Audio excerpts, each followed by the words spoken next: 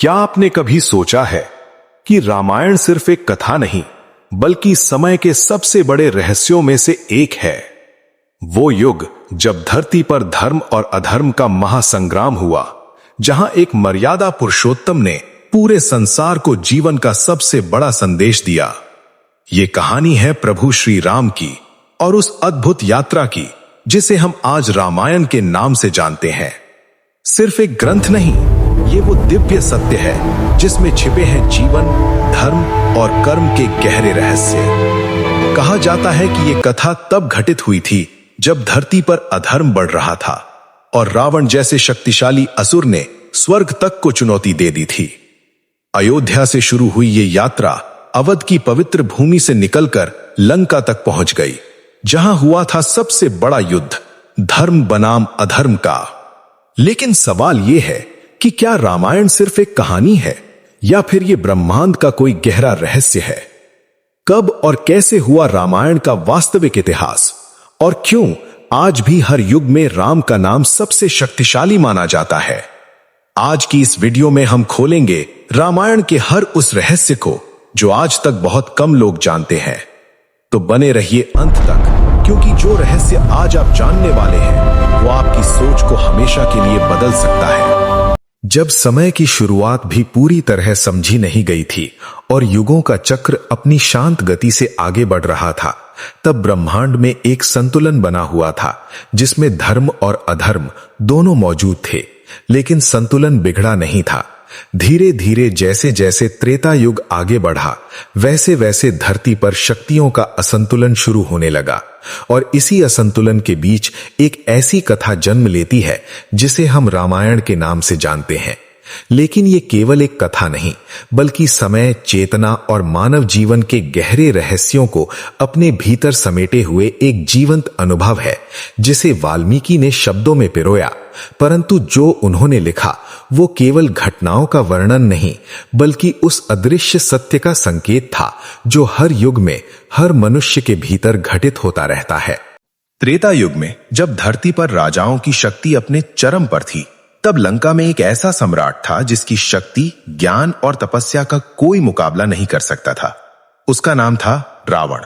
वो केवल एक राक्षस नहीं था जैसा आमतौर पर समझा जाता है, बल्कि वो एक महान विद्वान, शिव भक्त और असाधारण बुद्धिमत्ता वाला व्यक्ति था जिसने कठोर तपस्या करके ब्रह्मा से ऐसे वरदान प्राप्त किए थे जिन्होंने उसे लगभग अजेय बना दिया था। उसने ये वरदान लिया कि देवता, दानव या कोई दिव्य शक्ति उसे मार ना सके, लेकिन अपने अहंकार में उसने मनुष्यों और वानरों को तुच्छ समझकर उन्हें इस वरदान में शामिल नहीं किया, और यही एक छोटा सा निर्णय आगे चलकर उसकी सबसे बड़ी कमजोरी बन गया। रावण के बढ़ते अहंकार और शक्ति के कारण तीनों लोकों में भय का वातावरण बनने लगा।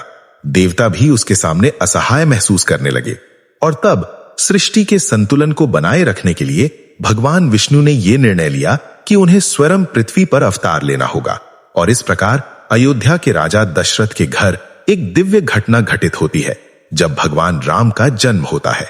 यह केवल एक बालक का जन्म नहीं था, बल्कि धर्म के पुनर्स्थापन का प्रारंभ था जो धीरे धीरे अपनी पूरी कहानी को आकार देने वाला था। अयोध्या उस समय केवल एक नगर नहीं, बल्कि आदर्श शासन और समृद्धि का प्रतीक था, जहां राजा दशरथ अपनी प्रजा का पालन एक पिता की तरह करते थे। लेकिन उनके जीवन में एक कमी थी कि उनके कोई संतान नहीं थी। इस कमी को दूर करने के लिए उन्होंने एक विशेष यज्ञ कराया, और उसी यज्ञ के फलस्वरूप उनके घर 4 पुत्रों का जन्म हुआ: राम, भरत, लक्ष्मण और शत्रुघ्न। इनमें राम सबसे बड़े और सबसे विशेष थे, क्योंकि उनके भीतर एक ऐसी शांति, एक ऐसा तेज और एक ऐसी दिव्यता थी जो सामान्य नहीं थी। बचपन से ही उनका व्यवहार, उनकी वाणी और उनके निर्णय ये संकेत देते थे कि वे किसी सामान्य उद्देश्य के लिए नहीं आए हैं। राम का जीवन जैसे जैसे आगे बढ़ता है, वैसे वैसे उनके साथ जुड़ी हर घटना अपने भीतर एक गहरा अर्थ लिए होती है। उनके छोटे भाई का उनके प्रति अटूट प्रेम और समर्पण ये दर्शाता है कि बुद्धि और चेतना जब एक साथ चलते हैं तो कोई भी परिस्थिति कठिन नहीं रहती। वहीं भरत का त्याग और शत्रुघ्न का शांत स्वभाव इस बात का संकेत देते हैं कि एक ही परिवार में अलग अलग गुण किस प्रकार संतुलन बनाकर रखते हैं। इसी समय मिथिला नगरी में एक और रहस्यमयी घटना घटित होती है, जहां राजा जनक को एक कन्या मिलती है जो धरती से प्रकट हुई थी। वो कन्या थी, उनका जन्म सामान्य नहीं था और यही कारण था कि उनके भीतर प्रकृति की वो शक्ति समाहित थी जो सृजन और धैर्य दोनों का प्रतीक है।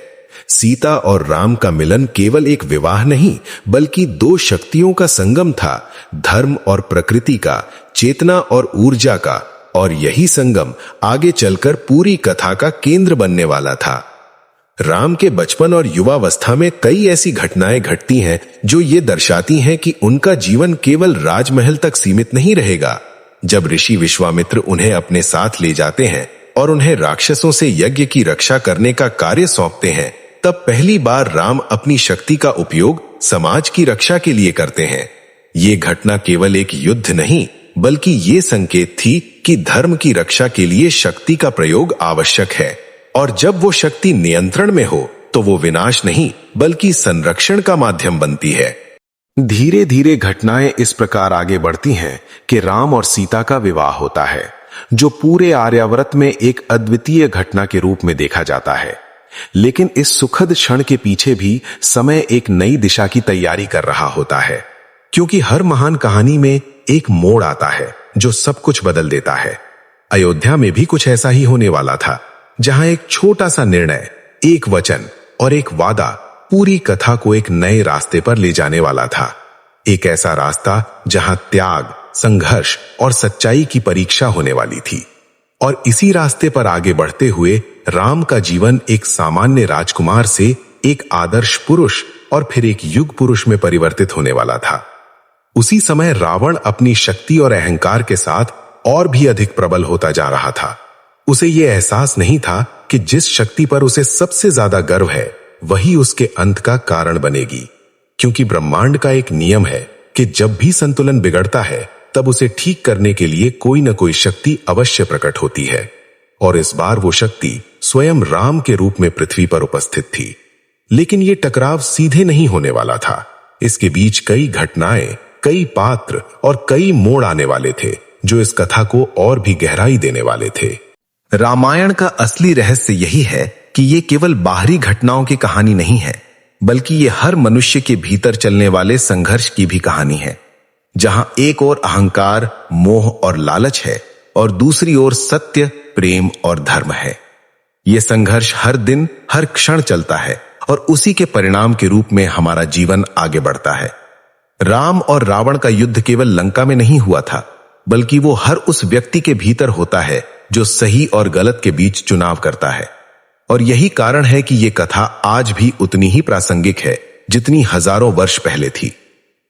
अयोध्या में सब कुछ सामान्य दिखाई दे रहा था, लेकिन समय अपनी अगली चाल चलने के लिए तैयार था। राजमहल के भीतर ऐसे निर्णय लिए जाने वाले थे जो राम को उनके जीवन के सबसे कठिन मार्ग पर ले जाने वाले थे। एक ऐसा मार्ग जहां उन्हें अपने सुख, अपने अधिकार और अपने प्रेम तक का त्याग करना पड़ेगा। और इसी त्याग के साथ एक नई यात्रा शुरू होगी जो न केवल उनके जीवन को बल्कि पूरे संसार को बदलने वाली थी। और धीरे धीरे परिस्थितियां इस दिशा में बढ़ने लगीं जहां एक वचन, एक रानी की इच्छा और एक राजा की मजबूरी मिलकर उस घटना को जन्म देने वाली थी जिसे हम राम के वनवास के नाम से जानते हैं। और यही वो क्षण था जहां से पूरी कथा एक नए मोड़ पर प्रवेश करने वाली थी। अयोध्या के राजमहल के भीतर सब कुछ शांत दिखाई दे रहा था, लेकिन उस शांति के पीछे एक ऐसा तूफान आकार ले रहा था जो न केवल एक परिवार को बल्कि पूरे आर्यावर्त के भविष्य को बदल देने वाला था। समय धीरे धीरे अपनी दिशा बदल रहा था और जिन घटनाओं का बीज बहुत पहले बोया जा चुका था, अब वे फल देने के लिए तैयार थीं। राजा दशरथ अपने जीवन के सबसे महत्वपूर्ण निर्णय के करीब थे, क्योंकि उन्होंने ये तय कर लिया था कि अब समय आ गया है कि वे अपने ज्येष्ठ पुत्र राम को अयोध्या का राजा घोषित करें। पूरे राज्य में उत्सव का माहौल था। हर गली, हर मार्ग सजाया जा रहा था।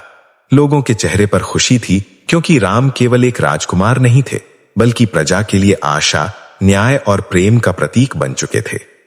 लेकिन जहां एक ओर उत्सव की तैयारी चल रही थी, वहीं दूसरी ओर महल के एक कोने में एक ऐसा विचार जन्म ले चुका था जो सब कुछ बदलने वाला था।